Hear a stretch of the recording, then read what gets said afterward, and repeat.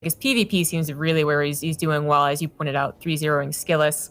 So maybe he wishes he was in Group C more so, but yeah, I think he's got a decent shot. And if he can prove right here, right now, that he's actually really confident against Zerg, then oh yeah, absolutely I believe in this group for him. But we're speaking a lot about him. Let's introduce him. In the top left, that is the Blue Protos. He is the one and only MaxPax.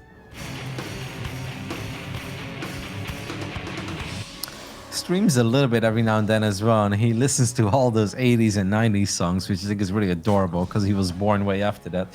And bottom right side, we're looking at the main base of the veteran. He too has been streaming quite a bit again lately. His stream is always very chill, very mellow, and we know that he can still play one hell of a StarCraft 2 game. It is Stephano.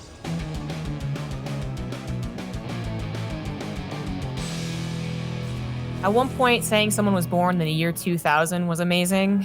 And then you're like, oh, MaxPax was born in 2004. And you're like, oh, yeah, all right then.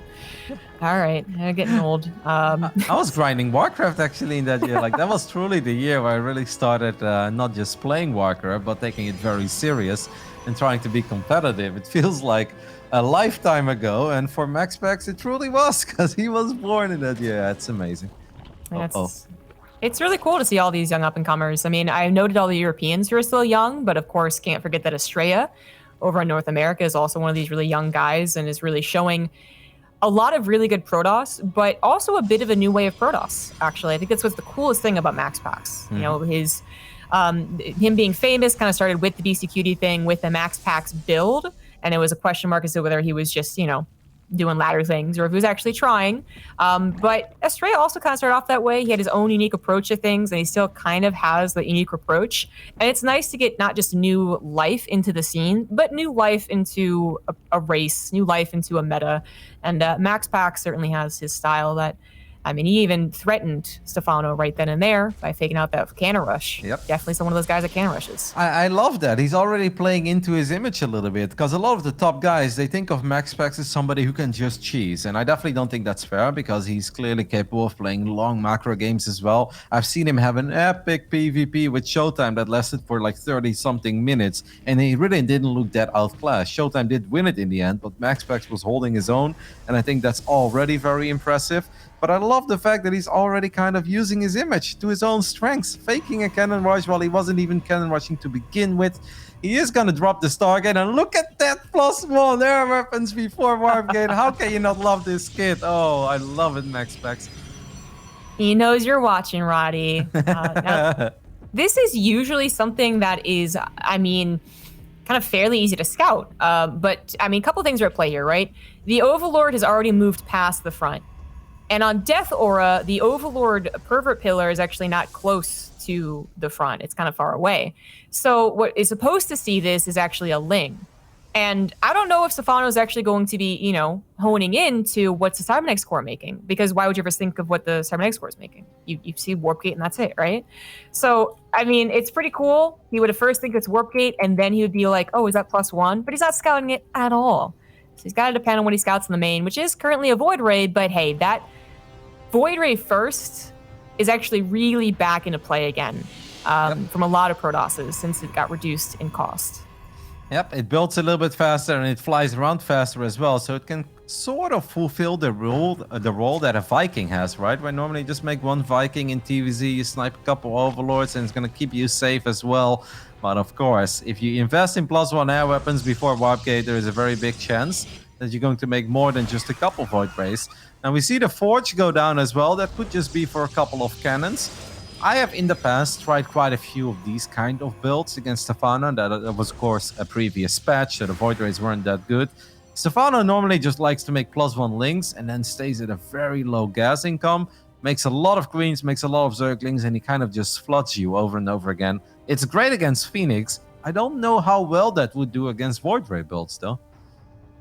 That is the big question mark. It is literally what everyone is asking themselves right now. Did Blizzard just throw something Protoss' way and say, take it? And everyone was like, is it really useful? Or is it actually a good thing? I've also seen not just more of these, like, you know, straight into late game PVZs, these adepts are taken out. I've also seen more Void Ray hit squads because the Zerg players aren't quite anticipating the 3rd and 4th Void Ray that comes over and bops a 4th hatchery. Already, MaxPax has revealed 2 Void Rays, so that should be giving Stephano a little more of a clue as to what it could be. I think, actually, honestly, that is the thing. You see 2 Void Rays, you kind of know it's MaxPax. Stephano should be entirely geared up to deal with late game Protoss. Yeah, I would actually, I know that Stephano is a late game oriented player as well, and he feels in general very comfortable making Infestors, making Vipers later down the road. As we see these Zerglings being annoying and grabbing a couple of probes here, so that's not all that bad. But I actually think just staying at like 60 drones and then just spamming Hydra Ling is pretty damn amazing against these kind of openings. And if Stephano would just stay at the drone count that he's currently at and make nothing but Hydra Ling, I'd really love to see how MaxPax would plan on defend that, because I have the feeling you just cannot engage an army that has, let's say, 12 plus Hydras. Like, I think at that point, your Void Rays are just not going to cut it anymore. The Void Rays are very fickle. They seem pretty cool when there's nothing hitting them, and then something hits them, and yeah, they're glass cannons. So they aren't the end-all be-all. And maybe if this game goes on for 20 minutes, we'll see more later on to be used against Corruptors, but that's also a big question mark. Now, the urgency is to go into those carriers. There's the bop on the 4th base from those 3 Void Rays I was talking about. Since you can't transfuse a hatchery, it's a really nice timing to do so.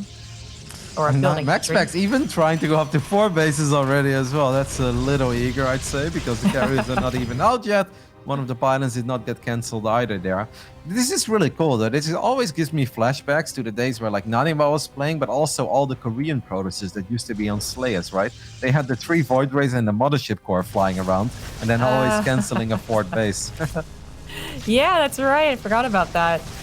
I was thinking of, like, Genius trying to do this in GSL Finals, and that actually did not go well.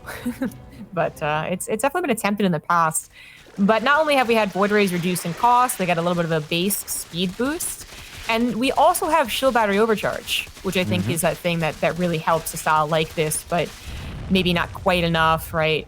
Now with the new and improved Void Rays, it might just be, who knows. I do think it depends a little bit on the Zerg player not knowing how to beat this, though. Well, this is a big moment, and I think what Stephano is doing is the right thing. He's actually going for, I think, the natural. Attacking the 3rd would be a mistake, because there's quite a bit of static defense there. Going for the natural is massive. Sniping the cybernetic score is a very, very big deal as well. When you go up against these kinds of builds, and the cybernetic score does go down. For now, though, this actually looks a little bit scary because all the interceptors are out, and I think the carriers are getting a pretty amazing fight against the Hydras. 1 carrier goes down, but that's it. This has to be a victory for MaxPax. So Stephano gets the 7x score, delays +2, a carrier, and a handful of, like, literally 2 Void Rays there. Was that really worth all 23 Hydras?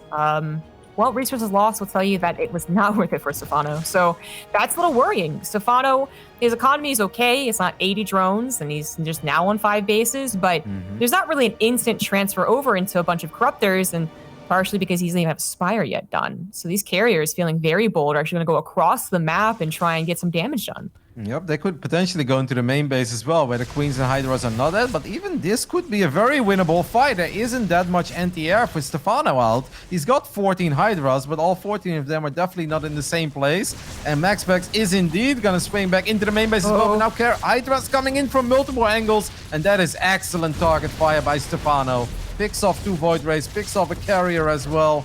He gets a couple of interceptors in the end. Well done by Stephano. He did fantastic in splitting up his army there. Absolutely. I think MaxPax maybe also wasn't expecting that much army either. 20 more drones on the way for Stephano as we head into what is still a late game ZVP. Although that was a nice grab and that was a nice defense against the counterattack. MaxPax has had time to breathe. He's had time to restart +2 and even get a second Cybernetic score, which I really like because I actually thought his +2 was already a little bit late. Then it was delayed. Now going to double upgrades. Awesome. And he's got 4 bases. So, you know, it's not just the carry count's going to be a concern. It's the amount of stack defense he could also get can be a concern. The biggest problem, though, for MaxPax in this game is that his army sucks against Vipers. There's just no other way to put it. If Stephano makes like 3-4 Vipers, I think MaxPax is going to end up losing units 1 by 1. He is making 5 Gateways now and a Twilight Council, so I have the feeling that he wants to get a couple of High Templars out for feedback. And then, of course, getting Disruptors against the Hydras. All of that is fantastic. It's just that he doesn't even have Warp Gate yet. So how are you going to get those High Templars out? That seems a bit problematic to me. Maybe eventually goes into Warp Gate. But yeah, I guess maybe that's not the priority right now. In fact, we have Disruptors coming out first, which is a bit of a different take on transferring over into that late game, which is pretty cool. I'm curious on your thoughts of late game PvZ, Roddy. We talked a little bit about it on the Pylon show, and basically a lot of people said if it's an even game, and this is kind of even, that Protos actually has a really good shot in PvZ that is better than the Zerg. Do you think that's true? I don't think that Protos is better. I definitely do think Protos has a chance. There are some people who are like, oh, you can't beat Zerg late game. I do believe you can beat Zerg late game. So funny, by the way, to see Charge before Warp Gate. It's just, I like MaxPax's army is stronger than Stephano's army. The only problem is he can't deal with Vipers. And Stephano has excellent Viper control. I would like to see a few more, though. At this point, I think you can absolutely justify making 4 or 5 Vipers if you're a Stephano. Because those Vipers are going to be so damn useful. Parasitic Bomb is fantastic against both Void Rays and Interceptors. And Abduct is the sweet dream against Disruptors and Carriers. It's a very powerful counter, and a lot of that was supposed to be fixed by having that feedback extra range. But you need to have High Templars to actually have feedback. And we're still waiting on that. Warp Gate did start up as this Void Ray unfortunately goes down. It's a costly unit, even if it's less so than the past. But we need those High Templars. Storm is research first. Warp Gate is about halfway done. Still no feedback to be had, and Stephano is maxed out. I don't know if he's gonna be looking for a fight soon. I'm just smiling, man. I knew I was onto something with my 11-minute Warp Gate timing, and here we have it. All these years later, it's the norm right now, guys. Stephano at 90 drones. This is definitely a moment where he wants to start trading out, and above all, he wants to start using that energy on these Vipers. It actually seems that Stephano is taking a slightly more passive approach, and he's like, nope, more drones, more Spore Crawlers. And Stephano, he loves these kind of games. He's always been loving them. I think back of the Swarm host days. I think Stephano is very hard to beat if he truly gets where he wants to be in these kinds of games. I think if you have a little air upgrade advantage, or you have a few Disruptors out and the Viper count is low. But if this game stabilizes for 2 more minutes, then I actually really favor Stephano. Not because he's just Zerg, but also because he's incredibly good in these kinds of games. Yeah, absolutely. Stephano has been quite good at late game for multiple expansions, multiple metas. And the inclusion of Vipers and Legacy of the Void has only made him better. Lots of upgrades on the way, including chitinous plating. So Stephano has, I guess, different choices, and he can go with either one. No Greater Spire, just focusing on the upgrades there first and foremost. But MaxPax is on a 5th base, getting his own really decent upgrades. He's kind of getting to that perfect Protoss army. He's got those High Templar on the ground. The entire map is pretty much covered in creep, though, and that's going to be a bit problematic as well. A couple of Hydras are going to get donated on the top right side. At the same time, he's going to try, I think Stephano's going to try to snipe one more Cybernetic score, and that'd be one hell of a snipe if he can get one. He wants to get a Cybercore. Can he deny one of these air upgrades? Shield battery overcharge is so damn good, but one Cybercore will fall. Fortunately for MaxPax, it's armor and not attack. Very smart, by the way, to research attack in the back there. Absolutely. 16 more Corruptors as the Hydras get sacrificed. They also grab something pretty nice. That's the real plan. There's 16 Corruptors. I wonder if we'll see Tempest in this game because of their new building thing, but I don't know if we're actually going to see that. The attack animation is awesome. The orange ball looks very cool. Oh, yeah? I want to talk about these Ultras. I know there might be some people watching why the hell would you ever build Ultras here? Lol, Ultras, that seems so bad. But Ultras are actually really good against this army of MaxPax, because Carriers, they don't do very well against Ultras because Ultras have so much armor.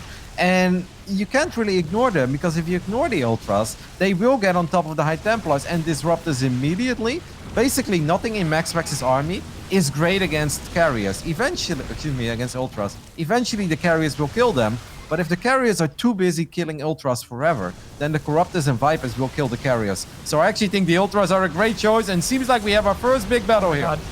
Oh my god, what is even happening right here? The Viper Parasitic Bombs went down, the Storms went down, and the recall House to be had is apparently MaxPax heavily lost that fight. That wasn't even close at the end, as the Corruptors might be half damaged, but all of them are alive. The Carriers have to run on back home, lick their wounds, hope that the ground army can defend them. That's 6 Carriers, and some of them are already dead. There you go. There it is. Yep, everything is going to get one-shotted here. The storms were big, but what really happened there, and I love that move by Stephano, is that he casted a couple of parasitic bombs on the carriers. And they don't do great against carriers, but parasitic bomb is unreal against interceptors. And if you move the corruptors right on top of the carriers, not only will storm also then kill the interceptors, the interceptors are attacking the corruptors that are on top of carriers that are surrounded by parasitic bomb. So the interceptor count goes from 80 to 0 real quick. And then all of the carriers are super useless. I love that engagement by Stephano. Incredibly well done, so smart. And he just made that Protos army look very weak. Very, very weak. Those are all excellent points. I mean, and it really is that factor, just like, oh, let's see some number of interceptors, and then no, none at all. They're not doing any damage. But I also felt like MaxPax wasn't really in a position to be as out there on the map as he was, and that his army composition wasn't actually perfect. If he had sized up a little bit more what his opponent was doing, where his opponent was, talking about a couple revelations or just a handful of units hitting a base, you know, some distraction, I think MaxPax would have perhaps made, well, maybe what he's making right now, which is some Void Rays, which prismatically aligned, do take care of that corruptor count when they jump on him like that. So he's got another chance to perfect his army. He's included Archons in the mix this time as well, which would have helped in that fight. And a lot more charge on the ground too. So there's still a chance here for MaxPax, despite going way down in that supply. He has already remaxed, but used up most of his gas bank to do it. Yeah, but don't forget that these ground units have +1. He's working on +2 melee right now, but Zealots with +1 are not going to do very good against Ultras with 3-3 and Kindness plating. So it's a little bit deceiving. If you look at these supply, as our good friend Johan Mello likes to tell us, be like, well, anybody's game. But the army of Stephano is just so much better than the army of MaxPax right now. I really would have liked, before he lost all that bank, before he lost that army, a Dark Shrine as well. I think complicating matters. StarCraft, you know, time is a resource in StarCraft. I think it's just so much better than literally headbutting your main armies against each other. But that's exactly what MaxPax is doing. Just a couple of Zealots that got cleaned up by Queens, of all things, and taking out 2 hatcheries. Okay, for free, that's nice, but I don't think Stephano really cares. He's looking for that prime engagement once again. Yep. Oh man, that's so smart what he did in that previous fight, realizing that there were no Archons indeed in that army as well. And then you can just put the Corruptors right on top of the carriers. And at first it looks painful because you're like, oh my god, Void Rays carriers, Storm. And then all of a sudden the interceptor count is at 0 because of Parasitic Bomb and the positioning of those Corruptors.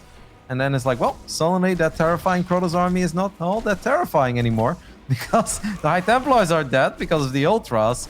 The carriers have no interceptors, and Void Rays, well, 4 or 5 Void Rays are not going to kill 20 Corruptors, whether they have 1 HP or 200 HP. It doesn't really matter. So, just an awesome engagement by Stephano. Really well done. We are going to see a different type of engagement this time around. 14 Void Rays to just 3 carriers. So really reducing the carrier dependence.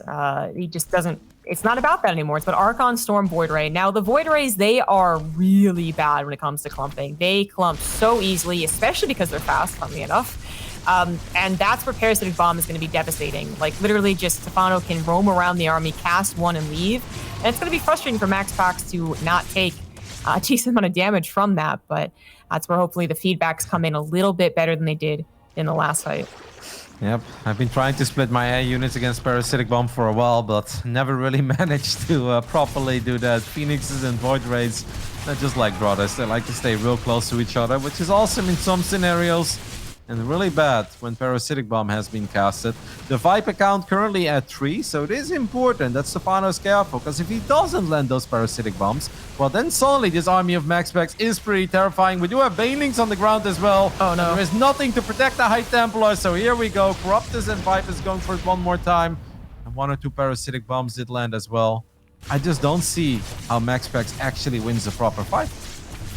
It's looking very difficult to do. I mean, Stephano not even just relying on Ultras to reach those High Templars, now has Banelings in the mix. He's going to jump on top of the army as it retreated to its would-be 6th base. Parasitic Bomb doing a lot of damage to those clumped up Void Rays. MaxPax desperately trying to do any type of split against them, but they're also not targeting the Corruptors. They're killing the Ultras, but they're dying to the Corruptors, which aren't getting killed. That's too few Void Rays now. The Corruptors will absolutely win that fight. I would like to file a complaint, please. Stephano just took a fight in range of 5 shield batteries and battery overcharge and still won the fight. Alright, well, and this is why Void Rays are awesome, and you can do a lot of cool things with Void Rays these days. But don't think that just making a couple of Void Rays is going to win all of your games, because Stephano is showing us that it is not impossible to take care of those Neil Chat Rays. They are a lot better than they used to be, but you can't just make a couple of them and expect to win engagements. They still have the same vulnerabilities. They might be a little more microable. They might be a little more of an opening option, but at the end of the day, they still, I mean, they're still kind of like glass cannons. They really require the absolutely perfect scenario to look good, like literally nothing else attacking the Void Rays, and they get to prismatically align on top of Corruptors. Doesn't happen too often. You know, worst case scenario, the Zerg just runs away and says, well, you can't do it again anytime soon, so... Stephano looked so good in this game, though. He looked really, really good. He played it like a veteran. He showed us that he has excellent game understanding and reads these games like a book. Corruptors in the main base right now taking care of the most irrelevant Nexus in the game, by the way. I would like to point that out. This Nexus really doesn't do anything other than provide supply. But Stephano just didn't like it, and he wanted to take care of it. That's one less probe being produced, all right? It's the start of the comeback for MaxPax. He's getting his probe count back up. No, I'm actually kind of surprised MaxPax is in it. Like, absolutely, the last fight made sense because he had the resources, he had the economy, and he had saved enough units, but he literally went down to sub 100 supply. Now, depending on ground reinforcements, which I guess they're the Overseers were late to the party. He's are trying, but they're still going to win out. GG. Stephano takes the 1-0 lead in our second best of 3 of the day. In a really fun game, though, that had a couple of really interesting timings. Like, at first, I was like, okay, if Stephano just makes a proper Hydra attack, I think he can just win, because this build of MaxPax, I tried them too. I think it's just a bit too greedy. And then all of a sudden, I was like, wait a minute, with like a battery overcharge there, a couple carries he's got out.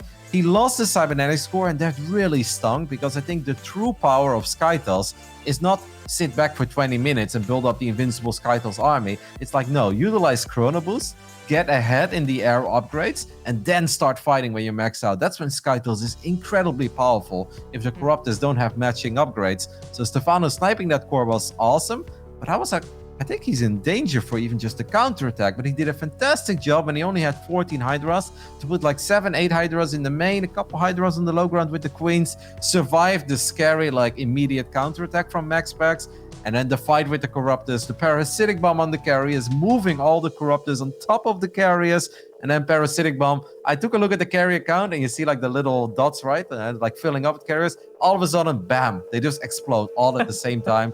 I've had games where I've lost like 80, 90 interceptors at once in a second against Stephano, because he's really good in that Corruptor movement with Parasitic Bomb. Awesome job by Eli. It really does speak to his experience as a player and just as a late game player to make that decision to jump on top of that army. But it is certainly also the weakness of the Protoss armies, both air and ground, honestly, is that unless you have really proper insight as to where the army is and what the army is, like Banelings will come and get you. In this case, the Corruptors and the Vipers came and got you before you're really prepared. And he even got a second shot. He tried to redo his army, tried to make it a little bit better, but he still could never, it never seemed like they both sized each other up, and MaxPax got to micro it all, honestly. Like, he's never was allowed to micro. It was always just, okay, I got to get out of here. And that's a frustrating game, sure, to play, but it was one that he was, he's the one that made it happen. He's the one that chose to go for late game Protoss, and it did not work. So now it's time you got to mix it up on Eternal Empire. Also, a round of applause to Stephano for those ultras, by the way, because I'm sure that like it's so easy to look at a game like that. You're like, ultras? Like, why would you ever make ultras here? He's got a million carriers and Void Rays, but those ultras proved out to be absolutely brilliant because they got on top of the High Templars and disrupted so easily that all of those units on the ground, they were pretty much useless, and they soak up so much damage from those carriers as well. Just an incredibly well-played game by this man. He's showing us that he still has plenty of magic to give. Hailing from France, it is Stephano.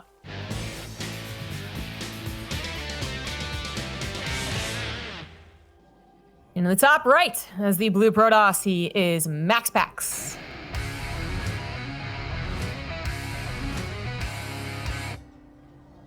Yeah, it's kind of what we expected. MaxPax has his style of Protoss, and while maybe a Showtime wouldn't really experiment with balance changes unless they were, like, you know, huge, MaxPax definitely would.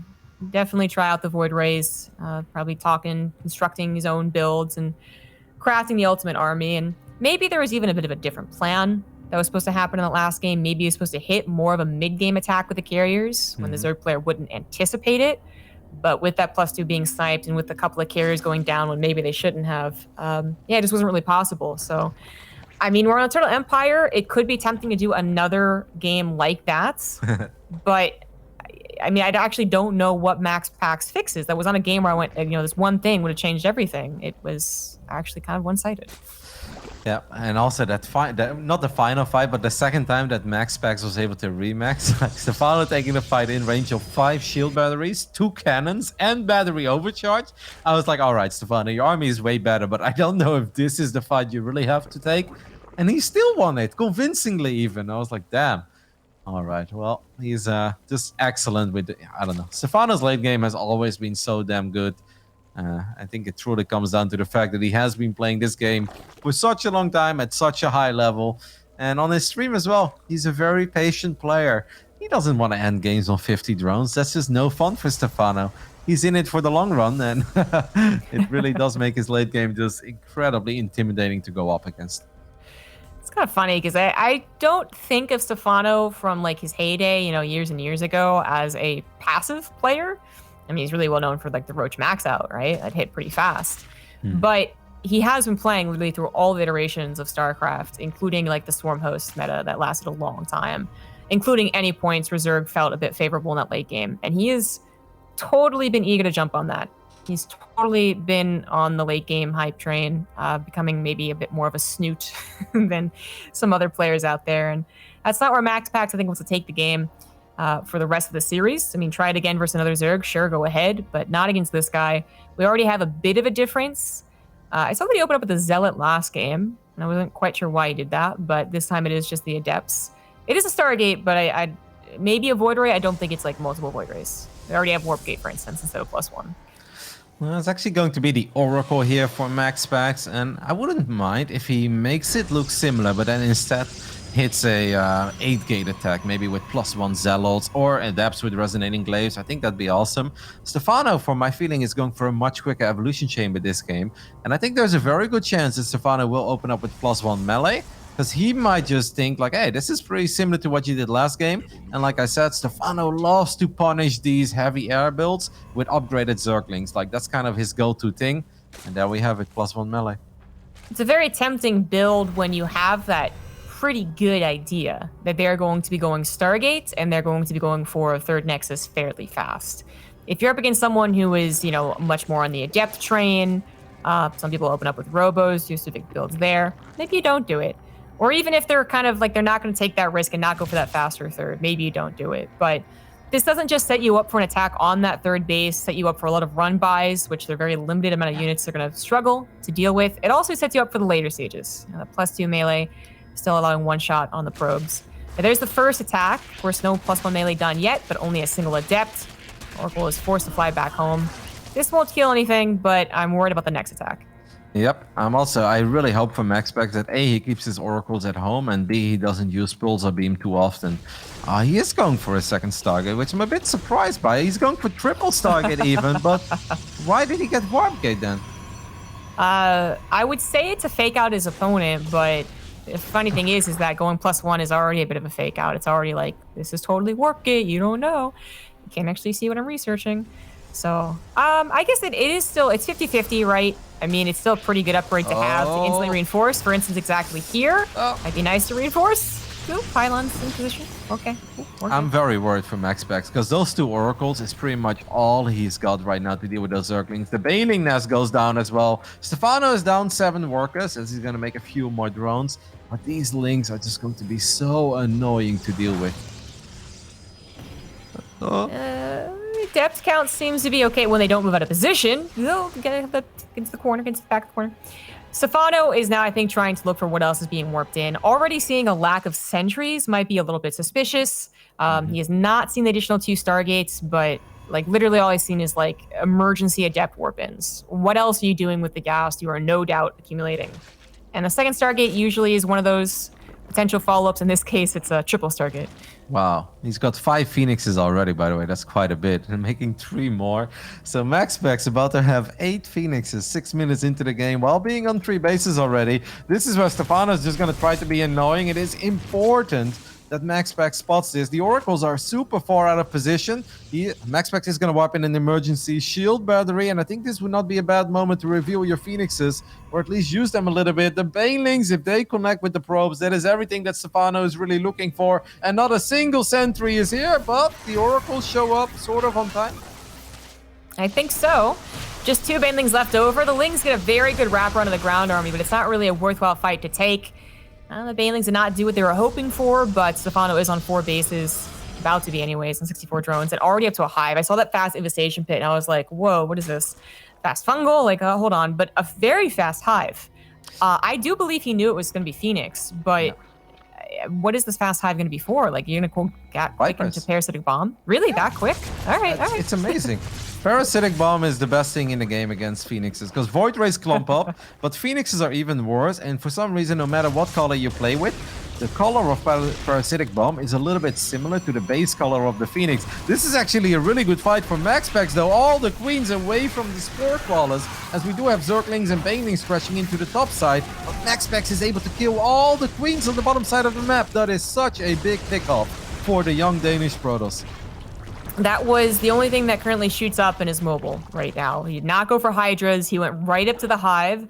And I mean, I believe Roddy. I think the Vipers, when they get that Parasitic Bomb, it is going to be good. The dangerous thing about doing this is kind of like the dangerous thing about doing this versus Mutas, for instance, in a ZVZ, which is that you don't have a lot of support. So say the Parasitic Bomb is microed away from. How many Vipers are you realistically going to get at 750, 8 minutes? And what else is going to actually get those last shots? Well, not the Queens anymore. They all just died.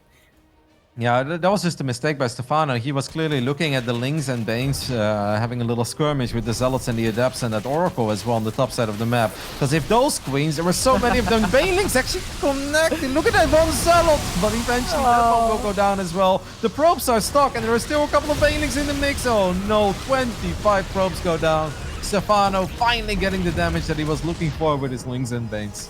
I love that MaxPax actually got a sentry, which I'm guessing he doesn't even want to do usually, but it didn't really hit the perfect force field. Oh, so painful.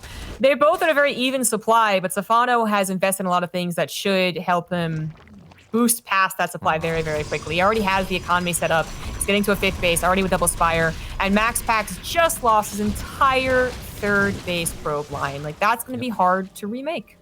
Yep, and these Lings are just getting more and more powerful as well, right? That's the nice thing about having Hive too. Stephano rushing out +3 melee. He does not have Adrenal Glands yet, but that's obviously something he could start in the near future as well. There's plenty of gas in the bank, so whenever Stephano feels like it, he can start making Corruptors. But it's just brilliant gameplay by Stephano. It's like, yeah, the Phoenixes are annoying. They're killing a couple of drones, they're picking up Queens, they're picking a couple of Overlords as well. But the Lings and Banes are devastating at home. And I hope that MaxPax is paying attention to his natural, because he needs to drop a force field, and he does. Well, that's nicely done. Does he have another one on the 3rd base, though? He actually does. And this one's a better force field. No! Nope, actually still gets through. Oh, no, it still gets through. I guess you can't force field that off with one force field. Oh, painful, painful, painful, painful. Probe's going down, 3rd base goes down, and it feels like this game is going down, despite what the supply says. It's actually kind of funny. The supply is telling a very different tale. You know, a while ago, I had a match against Rainer in an online tournament for fun, and Rainer thought it would be a brilliant moment to make fun of me. And basically, I was playing very similar to what MaxPax is playing, and Rainer rushed up to like 92 drones and only made Zerglings and Queens, and I could just never harass, because every single time I was doing something like MaxPax is doing right now, which, by the way, if he keeps killing Overlords, is there hope here, Jeff? Oh my god. Like, obviously, I think MaxPax is kind of all in, and he's pretty dead. But maybe he can win the game with all these Phoenix and all these carriers, because there isn't that much anti-air yet. Yo, I saw the Spire, I saw the bank, I saw the supply, and I was like, no, he's gonna make enough Corruptors, he's okay. And all of a sudden, he's down to just 118 supply, and his Corruptors are still only just popping out, so they're being picked off one by one. Hello, this is actually a more interesting game than I thought it was going to be. More Overlords going to be picked off as MaxPax is also supply blocks, but at least he finally deals with the Lings, it looks like, with a tiny ground army. MaxPax, are you going to win with 3 carriers and 16 Phoenix? He's targeting the Spire Oh my god, the Spire's no longer here. 7 more Corruptors. That's going to be it. That's a total of 13 Corruptors. Yeah, don't forget, we still have 67 drones. Stephano just needs to get all his Spore Crawlers in one position, and that is something he realizes as well. MaxPax is going to kind of ignore the Phoenixes, and Stephano, and he's just going for those Corruptors. Because if Stephano can take care of the carriers, well, the Phoenixes are never going to win the game here. They'll deal a lot of damage, but it's much more about the 3 carriers. Absolutely, absolutely. This is so funny. This reminds me so much of that Supernova game versus Euthermal. You know, it was just like, oh, this isn't gonna work. This isn't supposed to win. Exact same map, and it's like, well, hold on. Zerg is now depending on one base to hold. If MaxPax were to bring like anything over, like literally Stephano's army is 11 Corruptors and the Spore Crawlers. If MaxPax just brought over a handful of Zealots, Stephano's other 2 bases wouldn't be mining right now. Oh, any Impulse Crystals is done as well. Stephano is going to try to run 4 Spore Crawlers into the main. The Corruptors are going to dive on the carriers, but yeah, the Corruptors alone, they can't really commit there. Stephano is still up 18 workers, which is pretty bizarre. And he's at least going to try to save his natural. The Phoenixes feel like they can take the fight against that low Corruptor count, and MaxPax is correct, as a couple of Corruptors did go down there as well. Wow, what a crazy game. This is so funny. Oh man, but if MaxPax had known about how weak the ground armory is, I think he is just focusing basically on like protect my carriers. He's not really thinking about too much else, but he has also gotten up a 3rd Nexus. He's actually getting the Templar Archive, so we could see Archons in the mix. Like, and he could always recall out of this, right? Like if things really did become too hectic, if the Spire finished, which it did, and 8 more Corruptors make, he could always recall or just take the fight with Phoenix apparently. He just won that fight.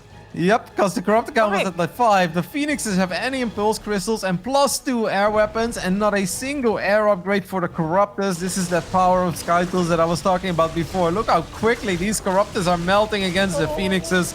At first, I was like, I'm not sure if this is enough. Now I'm truly starting to believe Stephano's in so much trouble because his Corruptors are just disappearing against all the Phoenixes that MaxPax is still making. Yeah, he's lost 20 Corruptors to MaxPax's 6 Phoenix. No carriers have gone down. Like, that is such an imbalanced trade on the air. I cannot believe this army actually did it. Stephano, he was too late to the transfer. He was too late to his Corruptors. He was not taking this seriously. He lost all those Queens, which really could have stopped the snowball effect. Wow. MaxPax with just an absolutely perhaps miraculous victory here on Eternal Empire. Felt like he was almost down and out, but 3 carriers and a couple of Phoenixes, and he's been reinforcing with more Phoenixes for the last couple of minutes, have completely turned this game upside down. He's doing a good job in avoiding the Spore Crawlers over and over again as well, but that +2 advantage for the air units is really shining through here. Look how quickly these Corruptors are disappearing, and I think Stephano knows it. This game is all over. What a victory by MaxPax. Oh my. Oh my god, I've never been so happy to be so wrong. The carriers did it. The Phoenix patrolling, carrying the carriers. And they took down the last few Spore Crawlers. Amazing game there from MaxPax. Stephano's got to be just kind of shaking his head and smiling right now. Who expects to lose a game like that? We're going to go to a quick break, and when we return, we're going to see if the upset will continue or if Stephano will inevitably get the 2-1.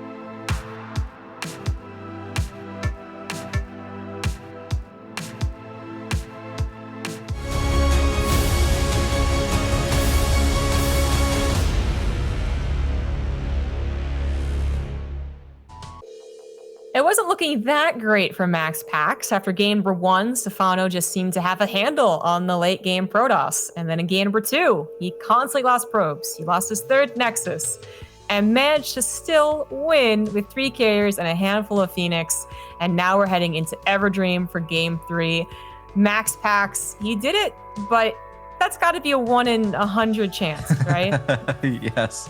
I mean, obviously getting all those queens earlier, I think that's already something that shouldn't have happened. Yes, the Phoenix count is high, but you can't really take a fight against like 7 or 8 queens when they all have like 100 plus energy and a spore crawler, potentially a second spore crawler on the way. But anyway, it doesn't matter. MaxPax somehow got the job done with an absolutely amazing 3 carrier attack. This time, I think we could potentially see some cannons. Bottom left side, hailing from Denmark. Tied up the series. It is MaxPax.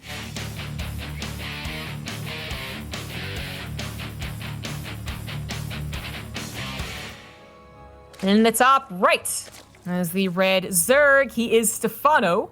Is it the Forge? Is it the Forge? No. He just wants to block. I was hopeful. I was like, maybe, because this is not a bad map for it, right? Like, we've seen a couple of cannon rushes on this map, but at least MaxPax was able to get the hatchery block off, forcing Stephano to expand at 3 o'clock. Oh man, that second game. Jazz, I just want to talk about that second game forever. I can't believe that MaxPax was somehow able to win that. I do think that Stephano got a little bit carried away. Like double Spire, +3 melee, all before actually having any anti-air was maybe a little too much of the good stuff. Yeah, it was really a snowball effect. Those queens were alive. They have transfuses. They have support for the spores. And it doesn't snowball as bad. I mean, it's still a very scrappy, weird game where he's forced to transition his spore crawlers from bases to his 3rd, but it doesn't snowball as much as it did. So Stephano, it kind of seemed like it started with that, and then it kind of ended with just maybe some overconfidence, thinking, oh, the Corruptors will come out in time, and then they did not. Or an over-reliance, I guess, on the Lings, hoping that they would bring MaxPax back. Didn't really happen, but it was actually a very good game plan from Stephano. It really should have worked. And I still think that MaxPax should not go for these Stargate builds. He changed up a little bit by going for Mass Phoenix, sure, but it still seemed like Stephano had a really good handle on it until suddenly he didn't. You risk it with the 3rd game. Is it going to be another Stargate build? I think on Everdream it's really hard to pull those kinds of builds off, and I think that MaxPax knows that as well. But MaxPax can, fortunately for all of us and all the MaxPax fans out there, can do a lot more than just build Stargate units. This is such a small map that I think it's just one of these maps where you could make it seem that it's something similar. You could open up with a Void Ray, you could open up with a Phoenix, but then you just hit with an 8-gate +1 or an 8-gate resonating glaives at depths while going up to 3 bases, maybe behind all of that, and then get some Archons or some Disruptors, because MaxPax is comfortable with all of that stuff. But I definitely, and this is weird for me to say, Zombie Grub, I hope you understand, but I don't want to see a 2nd or 3rd Stargate. I understand completely. I think you made all very good points there. I think it would be a really neat thing to mix up in general, but also considering the map. So that's what I'm hoping for. Not +1, not a bunch of Void Rays, maybe just the first one, and then something more about the ground army, because MaxPax didn't get here just because he was kind of a weird dude. If that's figured out even in a qualifier, I don't think that actually works. Like, he can have really good macro and really good sharp Protoss timings, which can frustrate the Zerg players. But starting off with the Adepts being lost in the main base for 3 drones, okay. That's a right. trade. The way that I think that's just about 50-50. Obviously, losing them stings a little bit, but MaxPax is not going to rely on using those Adepts to go up to 3 bases, because that's what he's going to use his Void Ray for. And I think getting 3 drones this early into the game while forcing out a couple of additional Zerglings as well, and a little bit of lost mining time, I think he's okay with it. Yeah. But I like that he throws down a Twilight Council. I want to see the rest of what MaxPax has to show us that doesn't just rely on the Mass Stargate. The question is, what is that Twilight Council exactly for? They have no Robo alongside it. Charge, probably, right? Yeah, charge lot attack with the... that makes sense. Resonating Glaives. All right, then. Void Ray Glaives. All right. Well, that is a combo that I don't see super often, but I'm already invested. I want to see how this works out. So Well, I gotta assume there is a bit of an attack in store, but I guess the nice thing about Adepts is that you don't necessarily have to commit. You kind of show them and then back away. And this is something that Stephano, I don't think, is going to be thinking of either. So as he sees Adepts, he might just think, oh, he's trying to respond in an emergency. Again, just like last game, he was responding with Adepts because that was the only thing he was like really capable of warping in and using well. This game, it's actually going to be Resonant Glaives. Stephano, I don't think he's even too worried about getting a follow-up scout.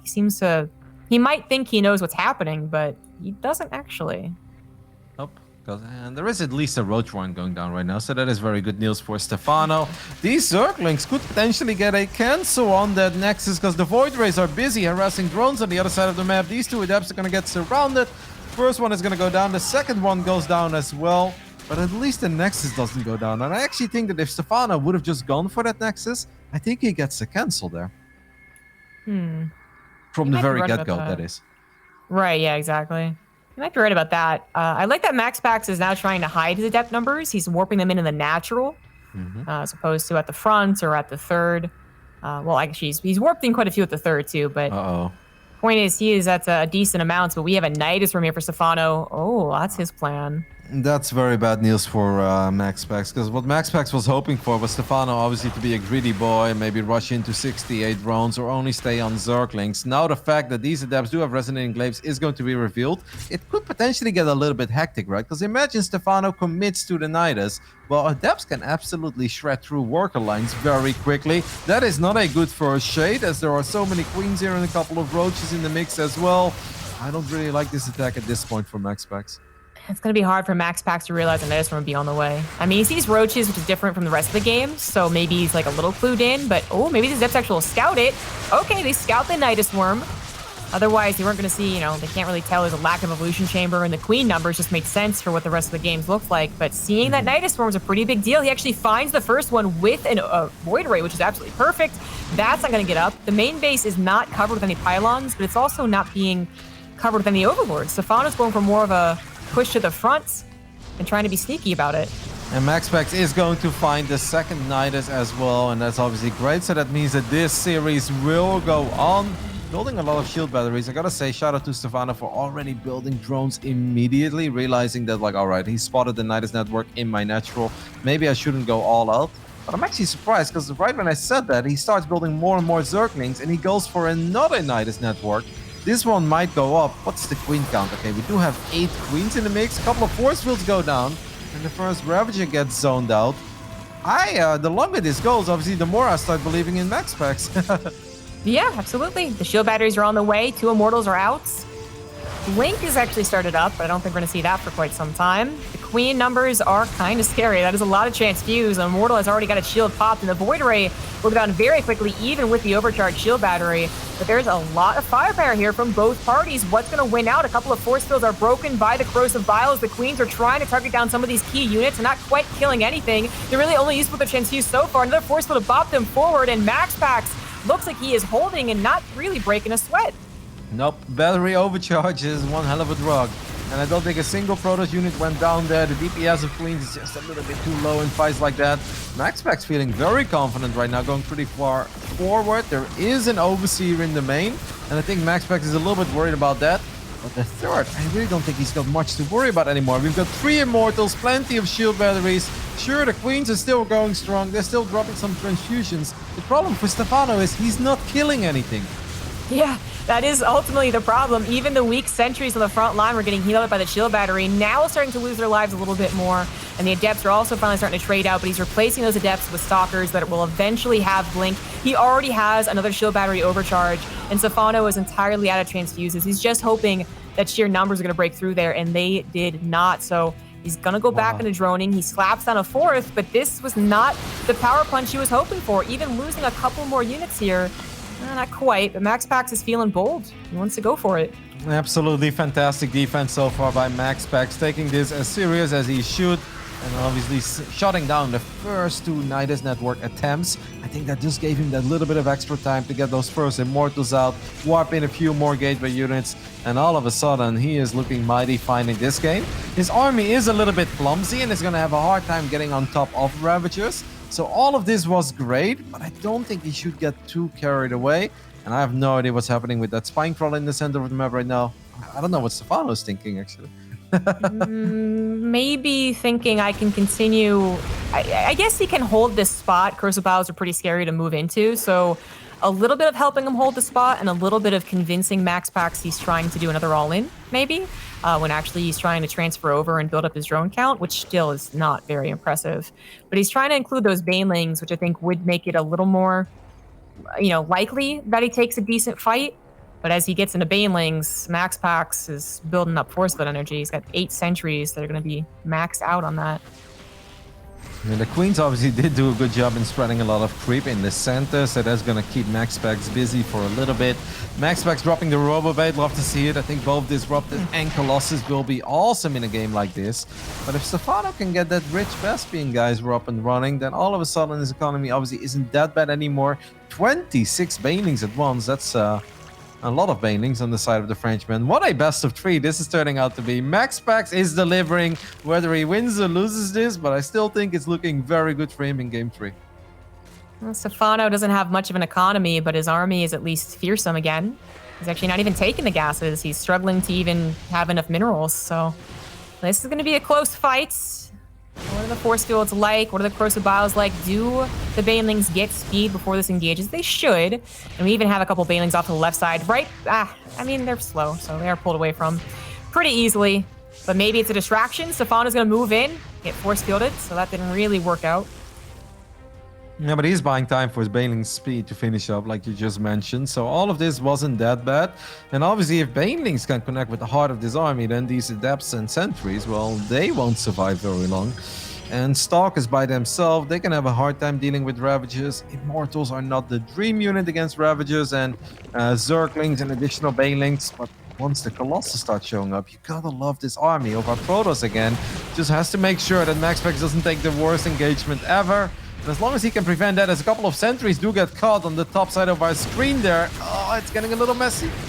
Yeah, those are 3 additional ones, so he still has 8. That's a decent amount, but would have loved to have saved the 300 gas.